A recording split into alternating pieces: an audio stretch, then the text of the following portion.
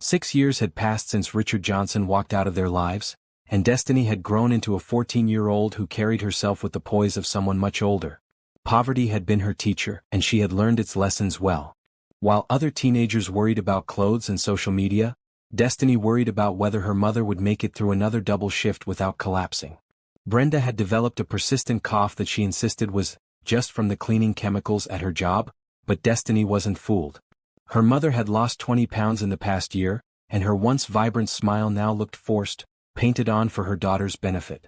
"Mama, you should see a doctor about that cough," Destiny said one morning as she prepared breakfast: scrambled eggs made from the discount carton that was about to expire, and toast from day-old bread she got half price from the bakery where she had convinced the owner to let her sweep floors in exchange for leftover pastries. "Doctors cost money we don't have, baby girl," Brenda replied, trying to suppress another coughing fit. "Besides, I feel fine. Just need to get through this rough patch at work." Destiny handed her mother a cup of tea with honey, another trick she had learned to help with the cough. At 14, she had become an expert at home remedies, budgeting, and reading the subtle signs of her mother's declining health that Brenda tried so hard to hide. That afternoon, while walking home from school, Destiny passed by the newsstand and saw her father's face on the cover of Business Weekly. The headline read, "Richard Johnson's empire reaches $2 billion mark, the success story that started with a single vision." She bought the magazine with her lunch money, knowing she would go hungry but unable to resist the masochistic pull of reading about her father's continued success. The article painted him as a visionary, a man who had sacrificed everything for his business empire. Johnson credits his success to his ability to make tough decisions without emotional interference, the article stated. He believes that true success requires cutting away anything that doesn't serve the ultimate goal, even if those decisions are painful. The interviewer had asked about his family life. "I prefer to keep my personal life private," Richard had responded. "My company is my legacy. That's what will outlast me." Destiny crumpled the magazine and threw it in a trash can, but then immediately retrieved it. She needed to remember this feeling, the mixture of anger and determination that coursed through her veins. Her father had erased them from his life so completely that he spoke as if they had never existed. That night, she made a decision that would change the course of her life. She was going to get a job. The next day after school, Destiny walked through the commercial district, stopping at every store, restaurant, and business to ask if they needed help. Most places turned her away because of her age, but finally Mrs. Rodriguez, who owned a small grocery store, took pity on her. "I can't officially hire you, Mija," Mrs. Rodriguez said in her accented English, "but if you want to help stock shelves and clean after school, I can give you some money under the table. And you can take home some of the produce that's getting too ripe to sell." Destiny accepted gratefully.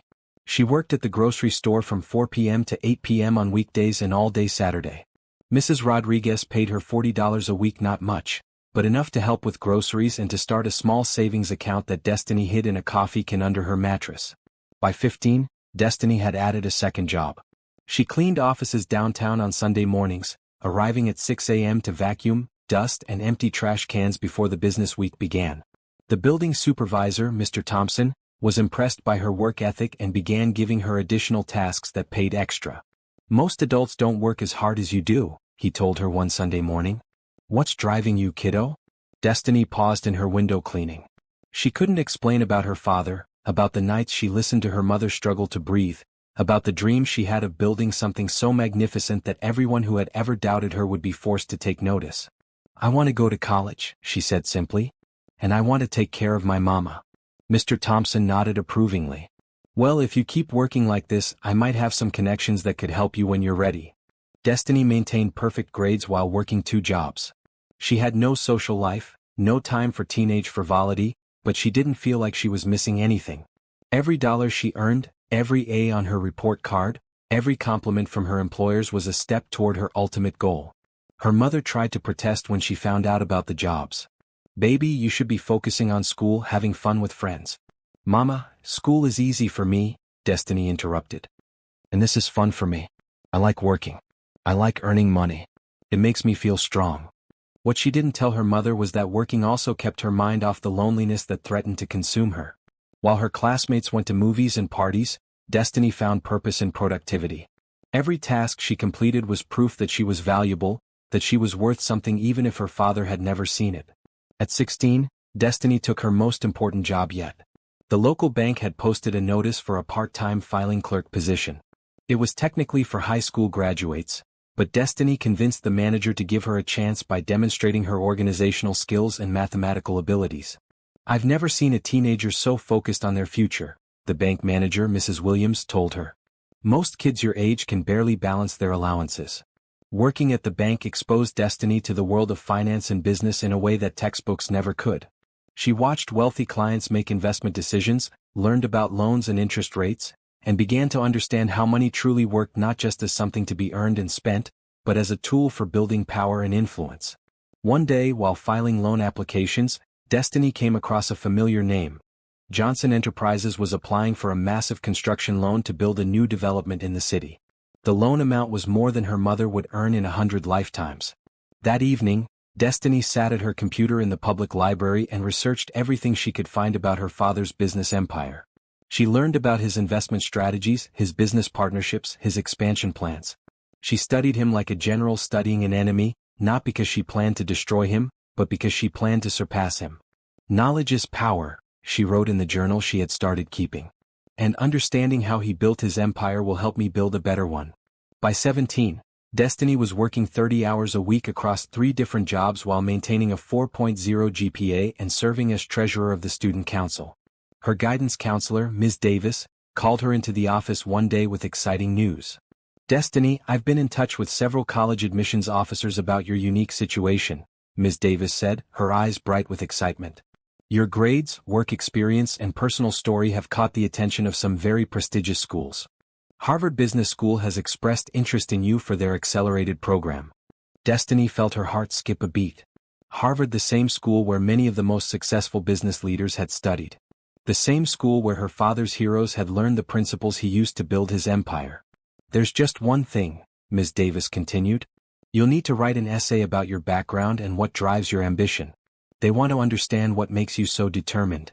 That night, Destiny sat at the kitchen table with a pen and paper, trying to find the words to explain what had shaped her without sounding bitter or broken. How could she tell them about the sound of a suitcase hitting marble floors? How could she explain that her father's abandonment had been the greatest gift he could have given her, because it had forced her to become strong enough to stand on her own? She wrote and rewrote the essay dozens of times, finally settling on a version that focused on her mother's strength and her own determination to create opportunities rather than wait for them to be given to her. 3 months later, the acceptance letter arrived.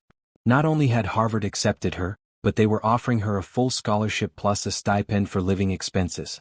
Mrs. Rodriguez cried when Destiny told her the news.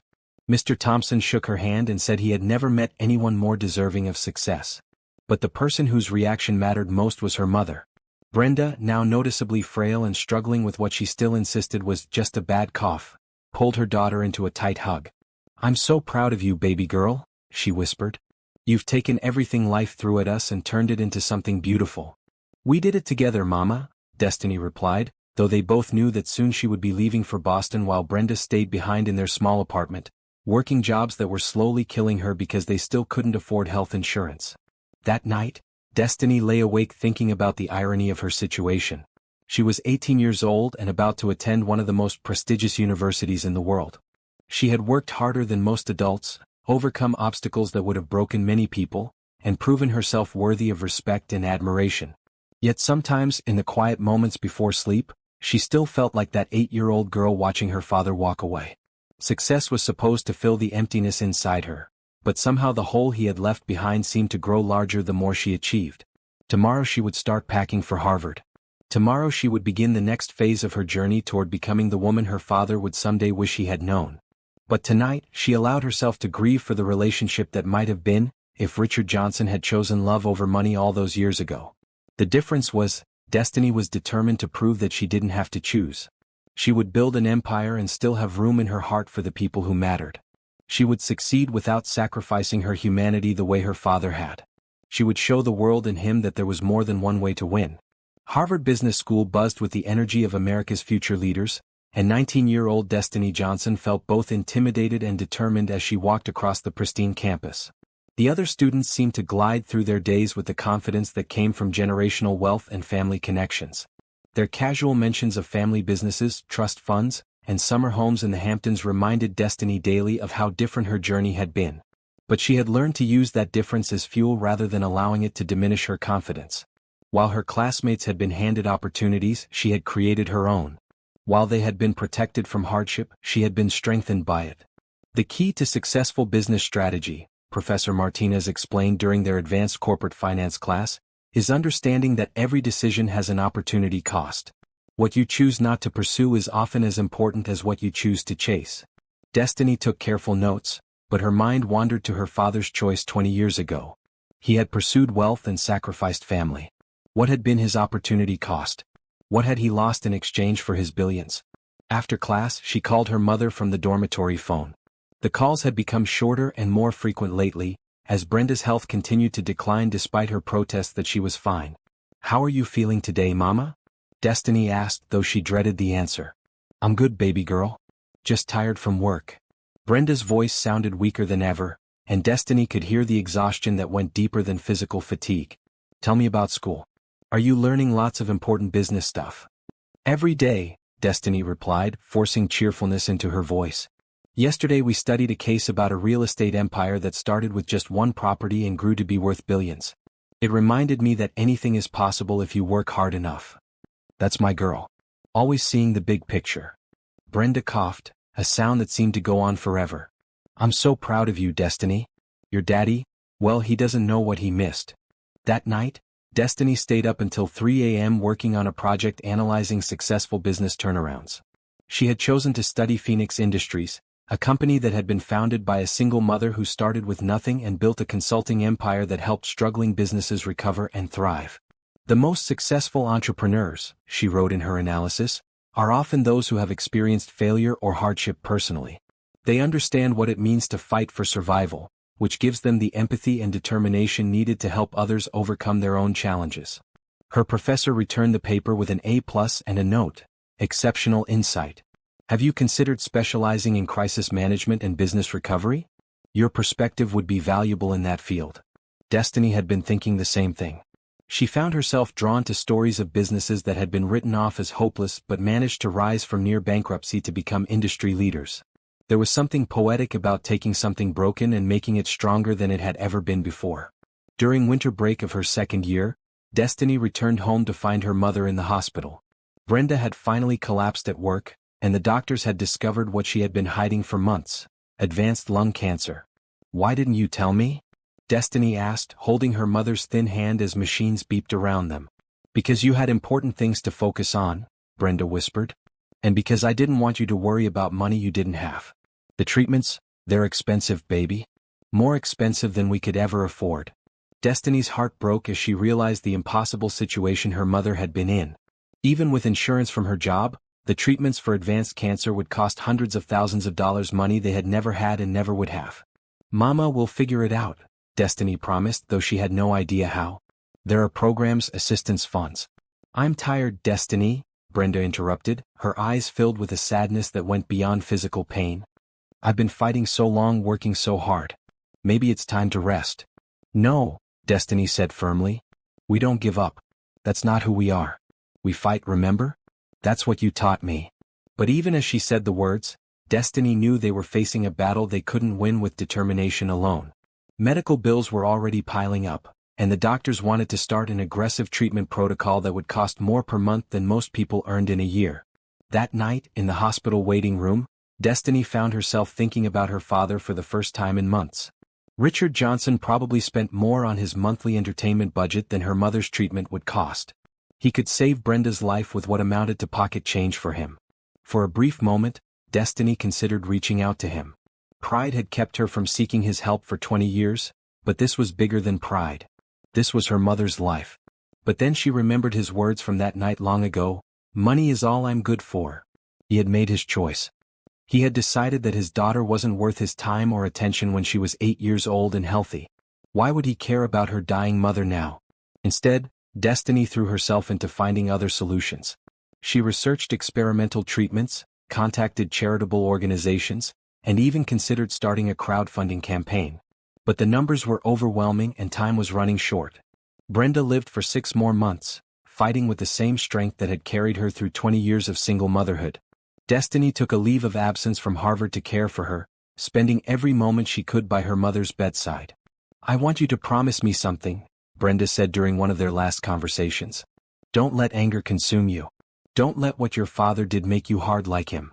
"I'm nothing like him, Mama." "I know, baby. But success can change people.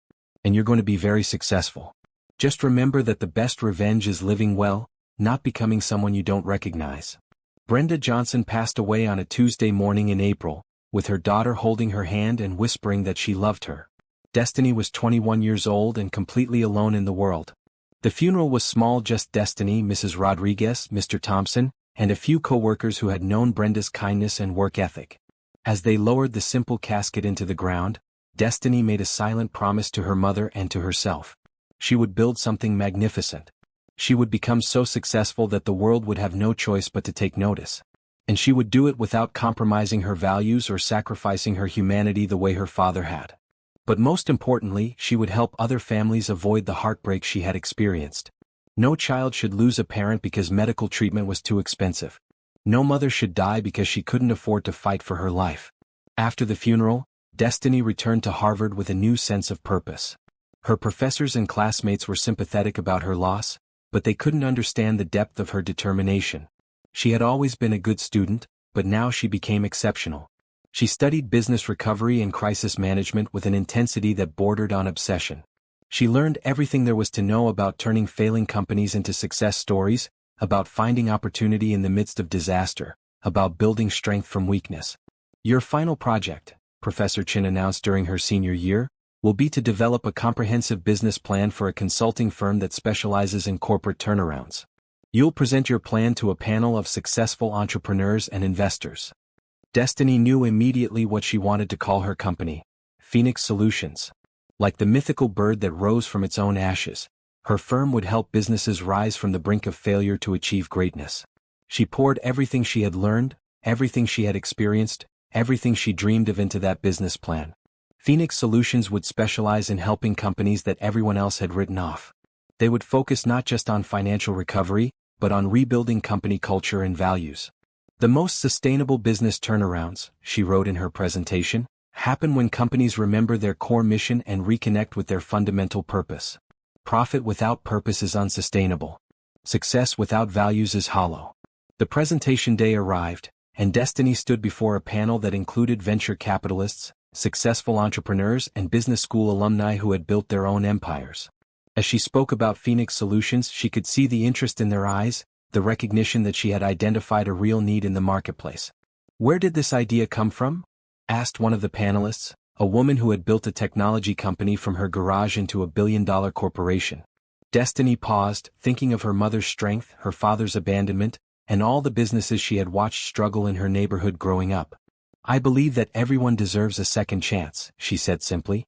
"Companies, families, individuals, we all make mistakes, face setbacks, encounter challenges that seem insurmountable. But with the right strategy, the right support, and the right values, anything can be rebuilt stronger than before." After her presentation, 3 different investors approached her about funding Phoenix Solutions immediately after graduation. Her professors recommended her for honors, and her classmates began asking for advice on their own business ventures.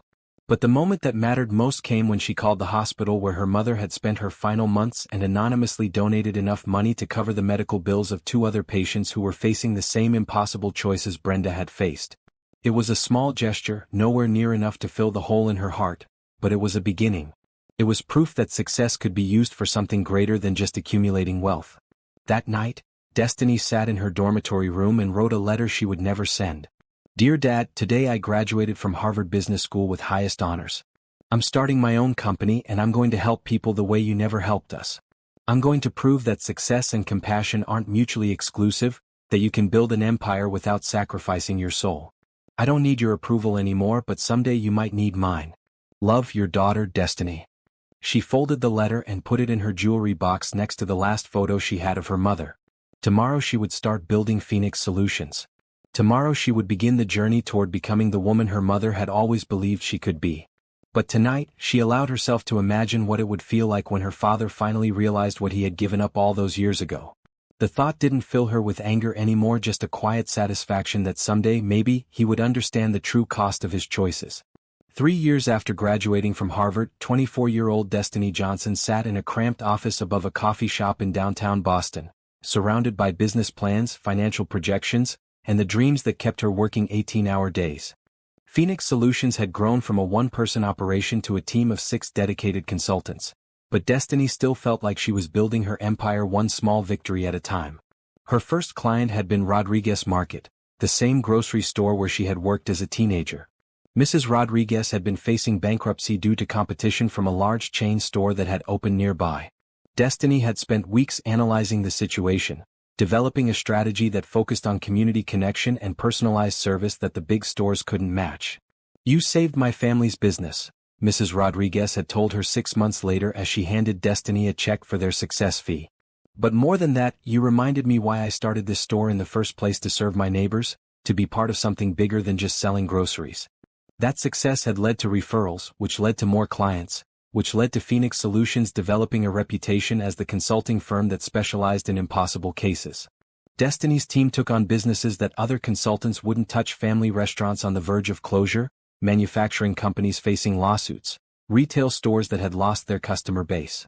"The secret," Destiny explained to her newest employee, Jennifer Park, a recent MBA graduate who reminded Destiny of herself at that age, "is understanding that every business problem is really a human problem.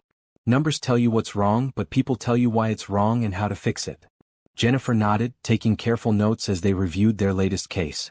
Thompson Manufacturing had been a family business for 40 years, but the founder's son had made a series of bad decisions that left the company drowning in debt and facing potential criminal charges for safety violations. The other consultants they hired focused only on the financial aspects, Destiny continued. They recommended massive layoffs, selling off equipment, basically dismantling everything the family had built. But that's not recovery, that's just slow-motion destruction. Instead, Phoenix Solutions had developed a comprehensive plan that addressed the safety issues, restructured the debt, and most importantly, removed the irresponsible son from management while helping the founder transition into an advisory role. Within 18 months, Thompson Manufacturing was not only profitable again but had become a model for workplace safety in their industry. "How did you know it would work?" Jennifer asked. Destiny smiled, thinking of all the businesses in her old neighborhood that had failed not because they didn't serve a purpose, but because they had lost sight of their original mission. "Because I understood that Mr. Thompson didn't want to destroy what his father built, he just didn't know how to carry it forward properly. Sometimes people need to be saved from their own mistakes without being destroyed in the process." That philosophy had become Phoenix Solutions' calling card. They didn't just restructure businesses, they rebuilt them with stronger foundations and clearer purposes.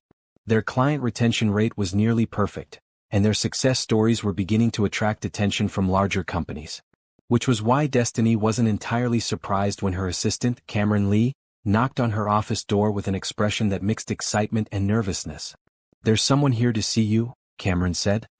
"He doesn't have an appointment, but he says he's from Johnson Enterprises and it's urgent." Destiny felt her heart skip a beat. Johnson Enterprises, her father's company. She had followed his business empire from a distance over the years, watching as he expanded into new markets and accumulated more wealth than some small countries. But she had never imagined that their paths would cross professionally. "Did he give you his name?" she asked, trying to keep her voice steady. "Michael Torres. He says he's the chief operating officer." Destiny took a deep breath. She had prepared for this possibility, though she had always imagined it would be her father himself who would eventually seek out Phoenix Solutions.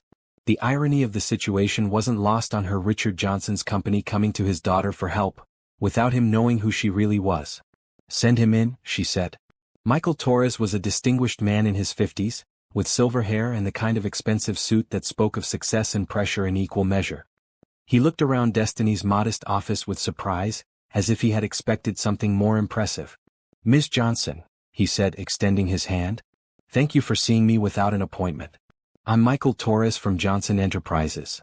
"Please call me Destiny," she replied, noting that he didn't react to her surname. Either he didn't know about Richard's estranged daughter, or the connection hadn't occurred to him. "What can Phoenix Solutions do for you?" Michael sat down heavily, and Destiny could see the weight of whatever problem had brought him here. "We need your help," he said simply. "Johnson Enterprises is in serious trouble, and frankly, you're our last hope." Destiny felt a mix of satisfaction and curiosity. The empire her father had built by sacrificing his family was now facing the kind of crisis that Phoenix Solutions specialized in. The opportunity for poetic justice was almost too perfect. What kind of trouble? She asked. Financial, legal, and public relations disasters all converging at once, Michael explained. We made some aggressive acquisitions over the past 2 years that turned out to be huge mistakes. We're facing multiple lawsuits, our debt service is consuming all our cash flow, and our stock price has dropped 60% in the last 6 months. He pulled out a folder thick with documents. I've heard about your work with Thompson Manufacturing and Rodriguez Market. Companies that everyone else had written off, but you found a way to save them. We need that kind of miracle. Destiny opened the folder and scanned the financial statements.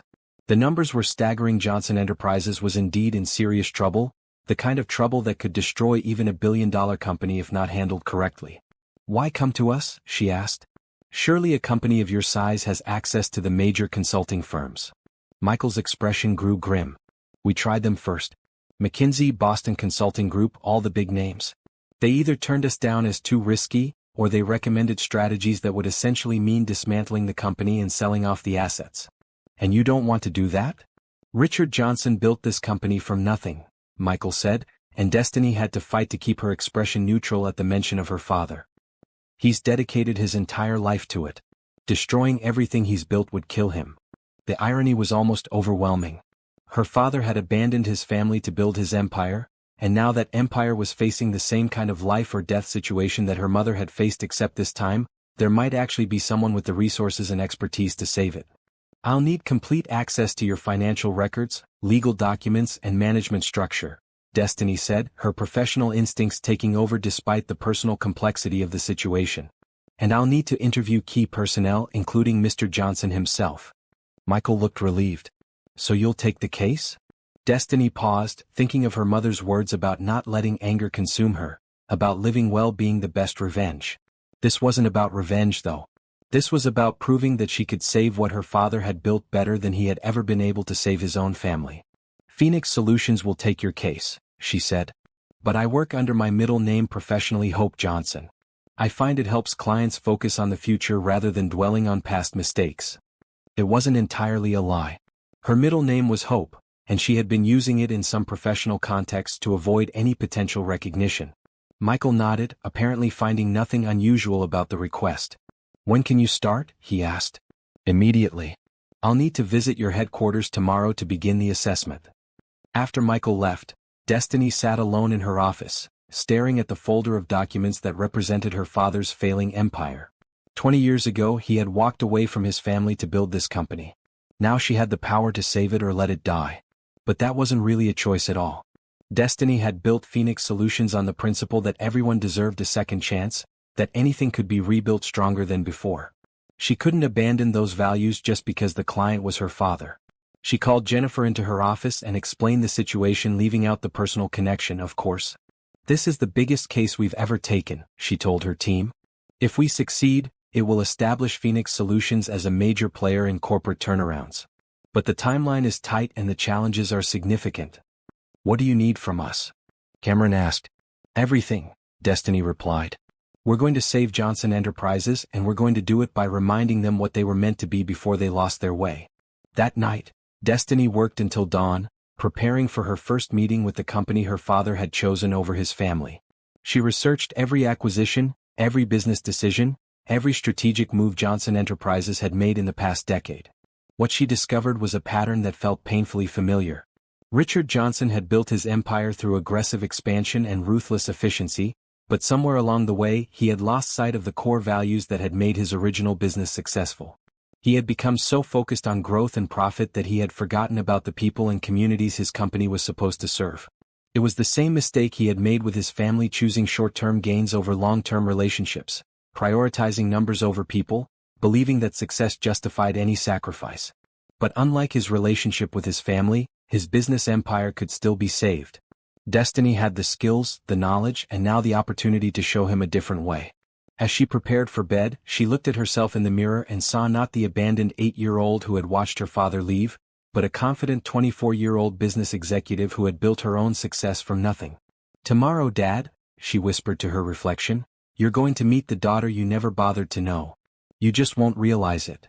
The next morning, Destiny dressed in her most professional outfit, a tailored navy suit that projected confidence and competence, and drove to the Johnson Enterprises headquarters. The building was a gleaming tower of glass and steel, a monument to her father's success that rose 40 stories into the Boston sky. As she walked through the marble lobby, Destiny couldn't help but remember the sound of her father's suitcase hitting the marble floor of their old house. The parallel was almost too perfect. She was walking into his world just as definitively as he had walked out of hers. Michael Torres met her at the elevator and escorted her to the executive floor. "Richard is in meetings all morning," he explained, "but he's cleared his afternoon to meet with you. He's very interested in hearing your assessment."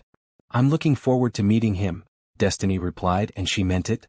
After 20 years of wondering what her father had become, she was about to find out. The next few hours were a whirlwind of financial analysis, employee interviews, and strategic planning sessions. Destiny threw herself into the work with the intensity that had carried her through Harvard and the early days of Phoenix Solutions. What she found was exactly what she had suspected. Johnson Enterprises had become successful but soulless, profitable but purposeless. The employees were demoralized, the company culture was toxic, and the leadership had lost touch with the values that had originally made the business successful. But underneath the problems, she could see the foundation of something great. Richard Johnson might have lost his way, but he had built his empire on solid principles of quality, innovation, and customer service. Those principles could be restored and updated for a new generation. At 2 p.m., Michael Torres knocked on the conference room door where Destiny had been working. "He's ready to see you now," he said. Destiny gathered her notes and presentation materials, her heart beating faster than she cared to admit. She was about to come face to face with the man who had shaped her life through his absence, the father who had never bothered to learn who she had become. As they walked down the hallway toward Richard Johnson's office, Destiny thought about her mother's words, "The best revenge is living well." She wasn't here for revenge, though. She was here to prove that success and compassion could coexist, that a business could be profitable without sacrificing its humanity, that the values her mother had taught her were not weaknesses but strengths. She was here to show her father what he had missed when he chose money over family, and maybe, just maybe, to give him a chance to make a different choice this time. The door to Richard Johnson's office was solid mahogany, with brass nameplate that read, "Chief Executive Officer," in elegant script. Destiny paused for a moment before Michael Torres knocked, taking a deep breath to steady herself for the encounter she had been unconsciously preparing for since she was 8 years old. "Come in," called a voice that sent chills down Destiny's spine. It was deeper than she remembered, weathered by 20 years of business deals and corporate stress, but unmistakably the same voice that had once read her bedtime stories back when he had time for such things. Michael opened the door and gestured for Destiny to enter first. Richard Johnson's office was everything she had expected: floor-to-ceiling windows overlooking the city, expensive artwork on the walls, a desk that was probably worth more than most people's cars. But it was also sterile, impersonal, more like a museum display than a place where someone actually worked and lived. "Richard, I'd like you to meet Hope Johnson from Phoenix Solutions," Michael said. "She's the consultant I told you about, the one who's going to help us turn this situation around." Richard Johnson stood up from behind his desk, and Destiny felt her breath catch in her throat. He was 52 now, his dark hair silver at the temples, his face lined with the stress of building and maintaining an empire. But his eyes were the same: sharp, calculating, always looking for the angle that would give him an advantage. Those eyes swept over her appraisingly, taking in her professional appearance, her confident posture, the leather portfolio she carried with her analysis of his company. What he didn't see, what he couldn't possibly see, was the 8-year-old girl who had begged him not to leave, the teenager who had worked 3 jobs to help her dying mother, the Harvard graduate who had built her own success from the ashes of his abandonment. "Miss Johnson," he said, extending his hand for a businesslike handshake. "Michael tells me you specialize in impossible cases." "I prefer to think of them as challenges with creative solutions," Destiny replied, proud that her voice remained steady despite the surreal nature of the situation. Her father was shaking her hand, looking directly into her eyes, and showing no recognition whatsoever. She studied his face carefully, searching for any flicker of awareness, any subconscious recognition of the child he had left behind. But there was nothing. To Richard Johnson, she was simply another consultant, another potential solution to his problems. The realization was both painful and liberating. Painful because it confirmed how completely he had erased her from his life, but liberating because it meant she could approach this case with professional objectivity rather than emotional baggage. "Please sit down," Richard said, gesturing to the chairs arranged around a conference table near the windows. I have to admit, I'm curious about your assessment of our situation. The other consulting firms we spoke with were rather pessimistic. Destiny opened her portfolio and spread out her preliminary analysis. The other firms weren't wrong about the severity of your challenges, she began, but they were looking at symptoms rather than root causes. She pulled out a chart showing the company's financial decline over the past 2 years. Your problems didn't start with the failed acquisitions or the lawsuits. Those were just the inevitable result of a company that lost sight of its core mission. Richard leaned forward, his interest clearly piqued. Explain. Johnson Enterprises was built on 3 fundamental principles, Destiny continued, referring to notes she had compiled from researching the company's early history. Quality construction, innovative design, and commitment to community development. Those principles made you successful because they created value for everyone involved. Customers got better buildings, communities got sustainable development, and investors got consistent returns. That's correct, Richard said, and for a moment his expression softened with what might have been nostalgia. Those were the values my father taught me when I was starting out. Destiny felt her heart skip at the mention of her grandfather, a man she had never met but whose values seemed to have skipped a generation. What happened to those principles? Richard's expression hardened again. Business evolved. Markets became more competitive. Survival required adaptation. Survival required growth, Destiny corrected gently, but growth and adaptation aren't the same thing. You adapted your methods but abandoned your principles. That's why your recent acquisitions failed. You were trying to expand into markets you didn't understand, using strategies that contradicted everything your company originally stood for. She pulled out another chart showing the correlation between employee satisfaction scores and company performance over the past decade. When you stopped prioritizing community development and started focusing purely on profit margins, you lost the loyalty of both your workforce and your customer base. That made you vulnerable to exactly the kind of problems you're facing now. Michael looked impressed by her analysis. So what do you recommend? Complete strategic realignment, Destiny said without hesitation. Not just financial restructuring but cultural renovation. Johnson Enterprises needs to remember what it was meant to be before it lost its way. Richard was quiet for a long moment, studying her charts and projections. When he finally spoke, his voice carried a mixture of skepticism and hope. The other consultants recommended selling off our residential development division and focusing exclusively on commercial real estate. They said it was the only way to generate enough cash to service our debt. That would be financial suicide disguised as prudent management, Destiny replied firmly. Your residential division is underperforming because you've been treating it as a profit center instead of a community service. But it's also your most valuable asset because it's the one that still connects to your original mission. She pulled out a detailed proposal she had worked on until 3 a.m. Instead of selling it off, you should be investing in it. Residential development focused on affordable housing, sustainable construction, and community integration. That's not just good business, it's what the market is demanding right now. The margins on affordable housing are too thin, Richard objected. We can't make enough profit to justify the investment. You're thinking about profit wrong, Destiny said, and she could hear her own passion creeping into her voice. Sustainable profit comes from sustainable relationships. When you build housing that communities actually need, when you create developments that enhance rather than disrupt existing neighborhoods, when you prioritize long-term value over short-term gains, that's when you build the kind of customer loyalty and employee dedication that carries a company through difficult times. Richard stared at her for a moment, and Destiny wondered if she had pushed too hard, revealed too much of her own values and philosophy. You sound like someone who's thought about this a lot, he said finally. I have, she admitted.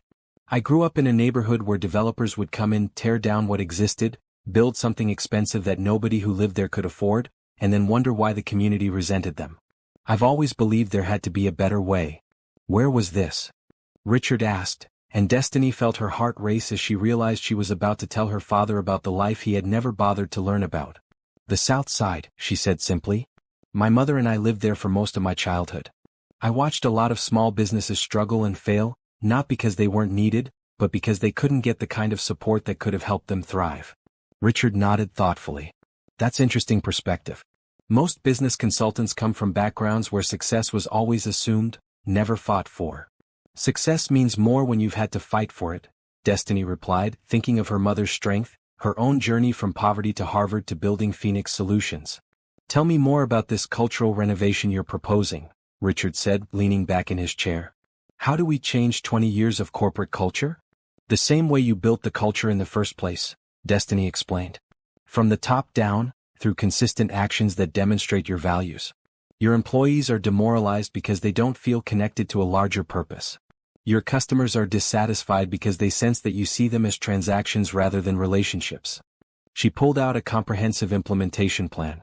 We start by identifying the employees who still remember and believe in the original mission of the company. We promote them into leadership positions and use them to mentor the next generation. We restructure your compensation system to reward long-term thinking over short-term profits. And we launch a series of pilot projects that demonstrate what Johnson Enterprises can accomplish when it operates according to its founding principles. This is ambitious, Michael said, reviewing her proposal.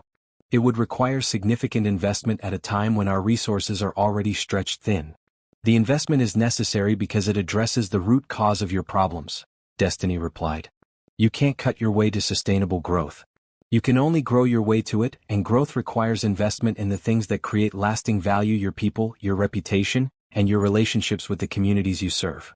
Richard was quiet for several minutes, studying her proposal with the intensity she remembered from her childhood, the same focus he had once brought to reading contracts and analyzing deals, back when she had watched him work from the doorway of his home office. This isn't just a business turnaround plan, he said finally. This is a philosophy. The best business strategies usually are, Destiny replied. Companies that stand the test of time are built on more than just profit motives. They're built on principles that create value for everyone they touch. And you believe Johnson Enterprises can be that kind of company again? Destiny looked directly into her father's eyes, seeing past the successful businessman to the man who had once had dreams larger than just accumulating wealth. I believe Johnson Enterprises can become the kind of company it was always meant to be, she said. The kind of company that doesn't just build structures but builds communities. The kind of company that doesn't just generate profit, but generates purpose. Richard was silent for a long moment, and Destiny could almost see the internal struggle playing out on his face.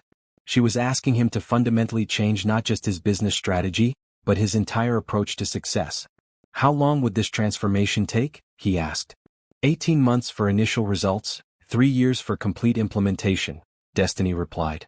But you'll start seeing improvements in employee morale and customer satisfaction within the first 6 months. And you're confident this will work? I'm confident that doing nothing will definitely fail, Destiny said. This approach at least gives you a chance to build something sustainable. Richard looked at Michael, who nodded encouragingly. I think we should do it, Michael said. Everything she's saying makes sense, and frankly, we don't have any better options. All right, Richard said, turning back to Destiny. Phoenix Solutions has the contract. When can you start? I already have, Destiny replied with a smile. I'll need office space here for my team, full access to your financial and operational data, and authorization to interview employees at all levels of the company. Done, Richard said, standing up to shake her hand again. Welcome to Johnson Enterprises, Hope. I have a feeling you're going to change everything around here. As Destiny shook her father's hand for the second time that day, she couldn't help but smile at the irony. Richard Johnson had no idea that the consultant he had just hired to save his company was the daughter he had abandoned 20 years earlier. But she knew. And for the first time since that terrible night when he had walked out of their lives, Destiny felt like she had the upper hand. She wasn't that powerless 8-year-old anymore. She was a successful businesswoman with the skills and knowledge to save her father's empire or let it fall, if she chose to. The difference was, unlike him, she would never choose to destroy something just because she had the power to do so. She would save Johnson Enterprises because that's who she had chosen to become, someone who built rather than abandoned, someone who lifted rather than left behind. Her father had taught her, through his absence, what kind of person she didn't want to be. Now she had the chance to show him, through her presence, what kind of person she had chosen to become instead. 2 weeks into her work at Johnson Enterprises, Destiny had established a routine that allowed her to observe the company's operations while maintaining her professional distance from her father.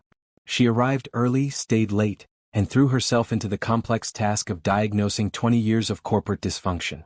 Her team from Phoenix Solutions had moved into a conference room on the 35th floor, and they worked with the intensity of surgeons performing a critical operation.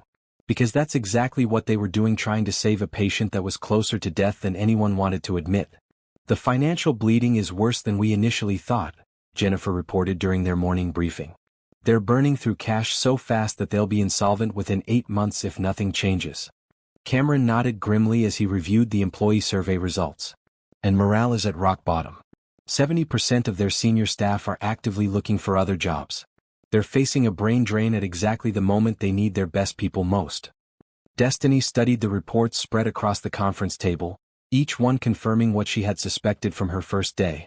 Johnson Enterprises wasn't just facing a temporary setback, it was experiencing a complete systemic failure that threatened to destroy everything Richard Johnson had built. What about the legal issues? She asked. 3 major lawsuits, 2 regulatory investigations, and a potential criminal probe, Jennifer replied. The safety violations at their Philadelphia project alone could result in millions in fines and settlements. It was a grim picture, but not an unfamiliar one to Destiny. She had seen companies in similar situations before, though never one quite this large or complex. The principles of business recovery remain the same regardless of scale: identify the core problems, stabilize the immediate crisis, and implement long-term solutions that address the root causes rather than just the symptoms. Schedule meetings with the heads of all major divisions, she told Cameron. I need to understand how decisions are actually made in this company, not just how they're supposed to be made according to the organizational chart. That afternoon, Destiny was reviewing financial projections when Michael Torres knocked on the conference room door. Hope, do you have a minute? Richard would like to see you in his office. Destiny followed Michael down the hallway, wondering what her father wanted to discuss. Over the past 2 weeks, they had interacted mainly during formal meetings with multiple attendees. This would be their first one-on-one conversation since her initial presentation. Richard was standing by his office windows when she entered, looking out at the city skyline with an expression she couldn't quite read. He seemed older than he had 2 weeks earlier, as if the weight of his company's problems was beginning to show on his face. You wanted to see me? Destiny said, taking a seat in one of the chairs near his desk. Richard turned around and sat down across from her, his movements slower than usual. I've been thinking about our conversation from 2 weeks ago, he said. About principles and purpose and building something that creates value for everyone involved. And? Destiny prompted. And I realized that somewhere along the way I forgot why I started this company in the first place. Richard's voice carried a note of regret that Destiny had never heard before. My father used to say that the purpose of business was to solve problems and improve lives. But I got so focused on growth and profit that I lost sight of the problems we were supposed to be solving. Destiny felt a complex mixture of satisfaction and sadness. Part of her had always wondered if her father would ever recognize the cost of his choices, and here he was, beginning to confront exactly that. It's not too late to remember, she said quietly. Isn't it? Look at this company, we're facing bankruptcy, lawsuits, employee exodus. Maybe I've damaged things beyond repair. For a moment, Destiny saw past the successful businessman to the vulnerable human being underneath. This was the closest thing to an apology she had ever heard from Richard Johnson, though he had no idea he was apologizing to his own daughter. I've seen companies come back from worse situations, she said, and it was true. But recovery requires complete honesty about what went wrong and genuine commitment to doing things differently. What do you think went wrong? Richard asked. The question was so loaded with potential that Destiny had to choose her words carefully. She could have talked about his abandonment of his family, his prioritization of wealth over relationships, his transformation from a principled young businessman into someone who measured success purely in financial terms. Instead, she chose to focus on the professional parallel. You stopped seeing your employees and customers as people and started seeing them as resources to be optimized, she said. When you make decisions based purely on spreadsheets and profit margins, you lose touch with the human impact of those decisions. And eventually, that disconnection comes back to hurt the business itself. Richard nodded slowly. I used to know the names of every employee in this company. I used to visit job sites and talk to the construction crews, ask about their families, their challenges. When did I stop doing that? Probably around the time the company got big enough that you could delegate those responsibilities to other people, Destiny replied. Growth creates distance unless you make a conscious effort to maintain connection. Is that what happened to me? Richard asked, and there was something almost desperate in his voice. Did I become so focused on building this empire that I lost touch with everything else that mattered? The question hung in the air between them, and Destiny realized that her father was asking about more than just his business practices. He was asking about his life, his choices, the relationships he had sacrificed in pursuit of success. I think, she said carefully, That you convinced yourself that building the empire was the most important thing you could do. And once you had that conviction, it became easier to justify any sacrifice that seemed necessary to achieve that goal. Even if those sacrifices hurt the people I was supposed to care about most? Especially then, Destiny replied, thinking of her mother's tears, her own childhood spent wondering why she hadn't been worth staying for. Because admitting that some things are more important than business success would have meant admitting that you had made the wrong choice.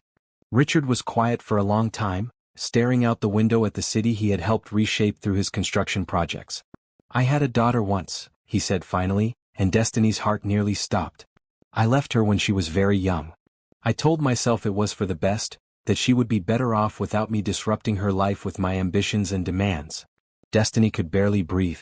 This was the closest her father had ever come to acknowledging her existence since the day he walked out. Do you ever think about her? She asked, amazed that her voice remained steady. Every day, Richard admitted, and the pain in his voice was unmistakable. I wonder what kind of person she became, whether she's happy, whether she ever thinks about me. I've thought about trying to find her to apologize, but what would I say? Sorry I chose money over being your father? You could start with that, Destiny said softly. She probably hates me. She has every right to. I made my choice and I have to live with the consequences. Richard turned back to face her. But that's why your proposal means so much to me. It's not just about saving the company, it's about proving that the choice I made wasn't completely meaningless. If Johnson Enterprises can become the kind of company that actually helps people, maybe my daughter's sacrifice wasn't for nothing. The irony was almost unbearable. Her father was talking about redeeming his abandonment of her by saving the company he had chosen over their family, and he was asking her to help him do it, without realizing who she was. What if, Destiny said carefully, your daughter became the kind of person who would want to help you save the company? What if she became someone who believes in second chances and redemption? That would be more than I deserve, Richard replied. But it would also be the greatest gift I could imagine. Destiny felt tears threatening and had to look away to compose herself. Her father was expressing exactly the remorse and recognition she had dreamed of hearing for 20 years, but the circumstances made it impossible for her to respond as his daughter. I think, she said when she trusted her voice again, that you might be surprised by how much your daughter could forgive, if you gave her the chance. Maybe someday, Richard said wistfully. But for now, I need to focus on saving this company. And I need your help to do it. You have it, Destiny promised. Phoenix Solutions will do everything possible to turn Johnson Enterprises around. Thank you, Richard said, and the gratitude in his voice was genuine. I know this is just business to you, but for me it's about more than money. It's about proving that I can build something worthwhile, something that creates value rather than just extracting it. It's not just business to me either, Destiny said, though she couldn't explain why. I believe in what you're trying to accomplish. Over the next month, Destiny threw herself into the most complex business turnaround of her career. She worked 18-hour days, traveled to job sites across 3 states, and interviewed hundreds of employees at every level of the company. What she discovered was an organization that had lost its soul but retained its fundamental competencies. The construction crews still took pride in their work. The project managers still cared about quality and safety. The office staff still wanted to be part of something meaningful. The problem was at the top, where a series of bad strategic decisions had created a culture of fear and short-term thinking that trickled down through the entire organization. We need to replace the entire senior management team, she told Richard during one of their weekly progress meetings. Not because they're incompetent, but because they've been trained to prioritize the wrong things. We need leaders who understand that employee satisfaction and customer relationships are business fundamentals, not optional extras. That's a lot of people, Richard said, looking at her organizational chart. And some of them have been with the company for years.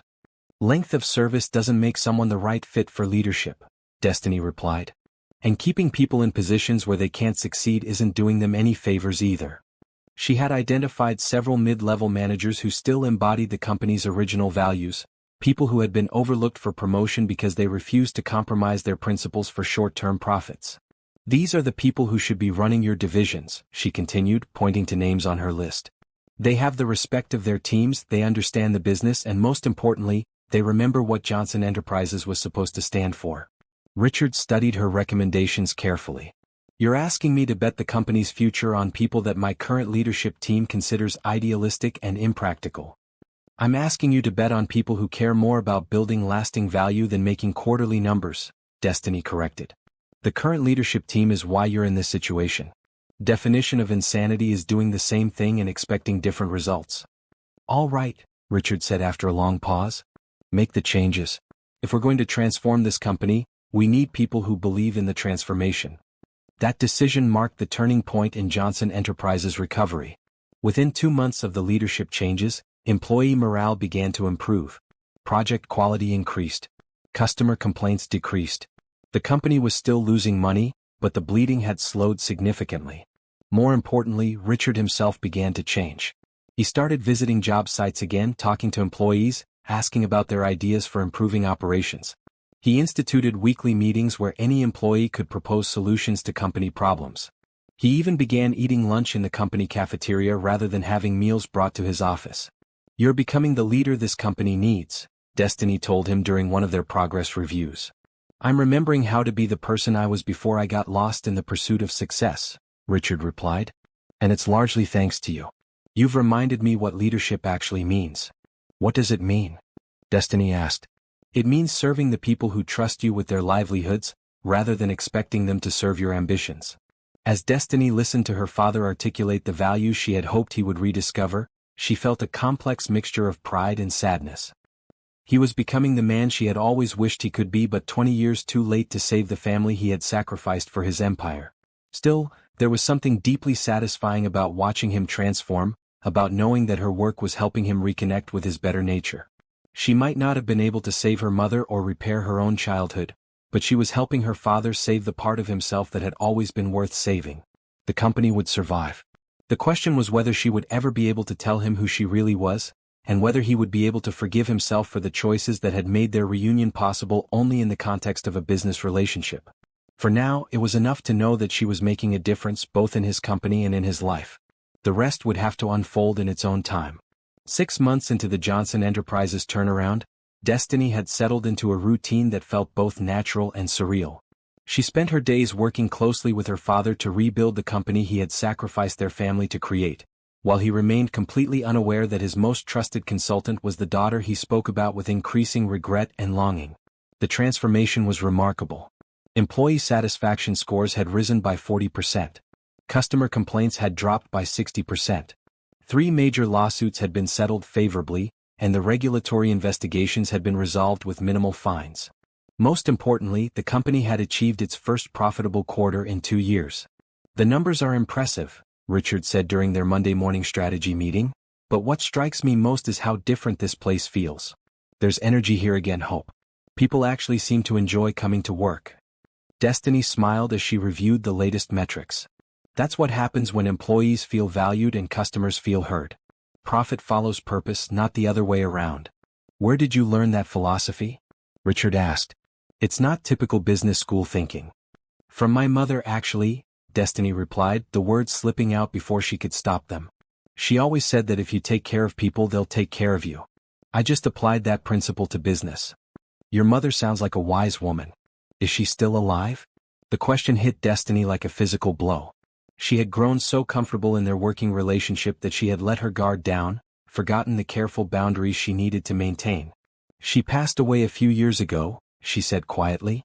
"Cancer." "I'm sorry," Richard said, and the compassion in his voice was genuine. "That must have been devastating. Were you close?" "She was everything to me," Destiny replied, thinking of Brenda's strength, her sacrifices, her unwavering love even as she was dying. "She raised me by herself after my father left. She worked multiple jobs, put herself through hell to make sure I had opportunities she never had." "What happened to your father?" Destiny looked directly into Richard's eyes as she answered. "He decided his career was more important than his family. He walked away when I was 8 years old and never looked back." Richard was quiet for a moment, and Destiny could see the pain her words had caused him. He was thinking about his own daughter, the family he had abandoned, the parallels between her story and his choices. "I can't imagine how that must have affected you," he said finally. "It made me determined to prove that success and compassion aren't mutually exclusive," Destiny replied. "That you can build something meaningful without sacrificing the people who matter most." "Is that why you're so passionate about this work? Because you understand what it means to be abandoned?" The question was so perceptive that Destiny had to pause before answering. Her father might not recognize her, but he was beginning to understand her motivations with uncomfortable accuracy. "I think," she said carefully, "that everyone deserves a second chance. Companies, families, individuals, we all make mistakes that seem irreversible at the time. But with the right approach, the right support, almost anything can be rebuilt." "Even relationships?" Richard asked, and there was something almost hopeful in his voice. "Especially relationships," Destiny said, "if both parties are willing to do the work." Over the following weeks, their conversations began to drift beyond business strategy into more personal territory. Richard spoke increasingly often about his regrets, his desire to reconnect with his daughter, his growing understanding that success without meaningful relationships was hollow. "I keep thinking about what you said about second chances," he told her one evening as they worked late on a proposal for a new affordable housing project. "Do you really believe people can change fundamentally? That someone who made terrible choices can become a better person?" "I've seen it happen," Destiny replied. "But it requires genuine remorse, consistent action, and usually some kind of catalyst that forces them to confront the consequences of their choices." "Like a business crisis?" "Like a business crisis," she agreed. "Sometimes we need to lose everything we thought we wanted before we can figure out what we actually need." "What do you think I need?" Richard asked, and the vulnerability in the question caught Destiny off guard. She really looked at him and saw not the powerful businessman or the absent father, but a man who had spent 20 years building walls around himself and was finally beginning to realize how lonely those walls had made him. "I think you need to forgive yourself," she said softly. "And then figure out how to make amends for the choices you can't undo." "What if it's too late for amends?" "It's only too late if you don't try." That conversation marked a shift in their relationship. Richard began treating Destiny less like a consultant and more like a trusted advisor, someone whose opinion he valued not just on business matters, but on life decisions as well. He started asking her advice on personal issues, sharing stories from his past, seeking her perspective on questions that had clearly been weighing on his mind for years. And Destiny found herself in the strange position of counseling her father through the emotional consequences of abandoning her, without being able to reveal her identity. "I've been thinking about hiring a private investigator," he told her one day as they reviewed the latest financial projections. "To find my daughter, I mean. I know it might be selfish, but I can't stop wondering what happened to her." Destiny felt her pulse quicken. "What would you say to her if you found her?" "I don't know," Richard admitted. "How do you apologize for 20 years of absence? How do you explain that you thought you were doing the right thing, even when you knew it was breaking your heart?" "Maybe you start with the truth," Destiny suggested. "Maybe you tell her exactly what you just told me. What if she refuses to see me? What if she's built a life that doesn't have room for a father who abandoned her? What if she hasn't?" Destiny countered. "What if she's been waiting for you to reach out, hoping that someday you'd realize what you gave up?" Richard was quiet for a long moment. "Do you really think that's possible?" "I think," Destiny said, choosing her words carefully, "that children have an incredible capacity for forgiveness when they see genuine change in their parents." "You sound like you're speaking from experience." "My mother never stopped hoping that my father would come back," Destiny said, which was true, though she left out the part about Brenda's hope eventually turning to resignation and then to peace with his absence. "She used to say that love doesn't disappear just because someone makes bad choices. Your mother sounds like she was an extraordinary woman." "She was. She taught me that the measure of a person isn't their mistakes, but how they respond when they finally understand the damage they've caused." Richard nodded thoughtfully. "I think I'd like your mother. She sounds like someone who understood grace." "She would have liked you too," Destiny said, thinking of how Brenda had never spoken badly of Richard despite everything. She believed people could change if they wanted to badly enough. As the months passed, Destiny watched her father transform from a man driven by ambition into someone driven by purpose. He implemented new policies that prioritized employee well-being. He launched community development projects that created affordable housing without sacrificing profitability. He established a foundation that provided scholarships for children from single-parent families. "This scholarship program," he told her as they reviewed the foundation's mission statement, "I want to focus especially on kids whose fathers aren't in their lives. I know what that absence costs, and I want to help other children overcome what I put my daughter through." The program was named the Brenda Johnson Memorial Scholarship Fund, though Richard had no idea he was honoring his daughter's mother. Destiny had suggested the name as a way to ensure her mother's memory would live on in something meaningful. Brenda was a common name for that generation, she had told Richard when he asked about the choice. And Johnson is generic enough that it won't seem like we're playing favorites. The important thing is that it honors the memory of mothers who sacrificed everything for their children. On the day they announced the scholarship program, Richard stood before a crowd of employees and community leaders and delivered a speech that brought tears to Destiny's eyes. "This foundation represents more than corporate philanthropy," he said. "It represents recognition that success means nothing if it comes at the expense of the people we're supposed to love most. I started this company with dreams of building something lasting, but I forgot that the most lasting thing we can build is a positive impact on other people's lives." He paused, his voice thick with emotion. "I have a daughter somewhere who grew up without a father because I convinced myself that building a business empire was more important than being present for her childhood. I can't undo that choice, but I can use what I've learned to ensure that other children don't pay the price for their parents' mistakes." The audience was silent as Richard continued. "If my daughter is listening somehow, someday, I want her to know that not a day passes that I don't regret choosing money over love. But I also want her to know that her sacrifice wasn't meaningless if it helps me become someone worthy of her forgiveness." Destiny sat in the back of the auditorium, tears streaming down her face as she listened to her father publicly acknowledge his failures as a parent. It was the apology she had dreamed of hearing for 20 years, delivered to a room full of strangers because he couldn't find her to say it directly. After the event, Richard found her in her office, looking emotionally drained but somehow lighter than she had ever seen him. "How do you think it went?" he asked. "I think," Destiny said, wiping away tears she hoped he would interpret as professional pride, "that your daughter would be proud of the man you're becoming." "I hope so," Richard said quietly. "I hope someday I get the chance to find out." As Destiny drove home that night, she realized that the dynamic between them had fundamentally changed. Richard was no longer just her client or even her father, he was becoming her friend. Someone she genuinely enjoyed spending time with, someone whose company she looked forward to, someone she respected for the growth she had witnessed. The revelation was both wonderful and terrifying. She had fallen in love with the man her father was becoming, but she was still bound by the secret of who she really was. Every day, the weight of maintaining her false identity grew heavier, even as their relationship grew deeper.